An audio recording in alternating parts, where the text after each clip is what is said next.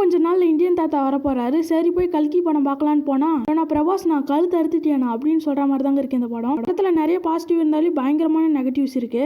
சரி ஆரம்பிக்கலாங்களா?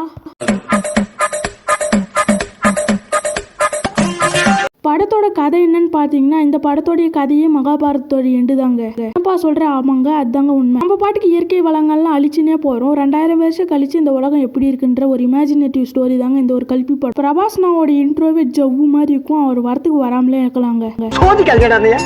இந்த படத்துல ஓரளவுக்கு மனசுல நிக்கிற கேரக்டரே அஸ்வதாமா கேரக்டர் தாங்க. ஃபுல்லா மிரட்டி பாருங்க அமிதாப் பச்சன்.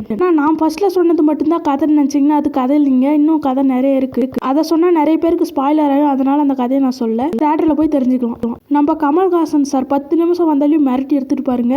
இப்போ வாங்க இந்த படத்தோட நெகட்டிவ்ஸ் எல்லாம் பார்க்கலாம். ஆரம்பத்துல வர பைரவான்ற கேரக்டர் சண்டை போட்டே கொள்ளுங்க. சண்டைன்றது 10 நிமிஷம் தான் பரவாயில்ல, அரை மணி நேரம் அதையும் எடுத்து வச்சிருக்காங்க. அப்புறம் கொஞ்ச நேரத்துல போயிடுவாருங்க. அதுக்கப்புறம் நிறைய கேரக்டர்ஸ் வரும். அதெல்லாம் பார்க்க நல்லா தாங்க. அதுக்கப்புறம் நிறைய பேர் தண்ணி கேன் போட வருவாங்க. எக்ஸ்பெஷலாக சொன்னால் துல்கர் சல்மான். அவர் வர சீன் கூட தெரியாதுங்க. ஏதோ ஒரு 2 நிமிஷம் தான் வந்துட்டு போவார். இந்த படம் சொல்ல போனால் நல்லா தாங்க இருக்குது. நம்மளுடைய பைரவா அப்படின்ற பிரபாஸ் வர சீனில் நீங்கள் வந்து தவிர்த்தீங்கன்னா இந்த படம் பார்த்தீங்கன்னா தேட்டரில் போய் பார்க்கக்கூடிய படம் தாங்க. நம்ம பிரபாஸ் வர இடத்துல நம்மளுடைய சந்தோஷ் நாராயணன் மியூசிக் போட்டு ஒப்பேத்த பார்த்தாலும் இந்த சீன்ஸ்லாம் பார்க்க சகிக்கவே. மியூசிக் சொல்ல போனால் சாணா மிரட்டி எடுத்துட்டாருங்க. இந்த படத்தோடைய கிளைமேக்ஸ்ன்றது ஒதுக்காத ஒரு கிளைமேக்ஸ் தாங்க இருக்குது. இன்னும் கொஞ்சம் கிளைமேக்ஸ் நல்லா எடுத்துனுங்களாம். பிரபாஸுக்கு பதிலாக நம்ம சூர்யா அந்த மாதிரி வேற யாராச்சும் போட்டிருந்தா கூட இந்த படம் ஓரளவுக்கு நல்லா வந்துக்கும்.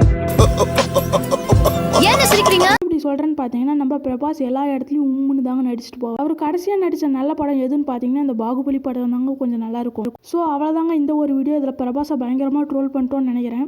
இனிமேலாச்சும் அவர் நல்ல படம் கொடுப்பாருன்னு நம்புகிறோம். பாய்.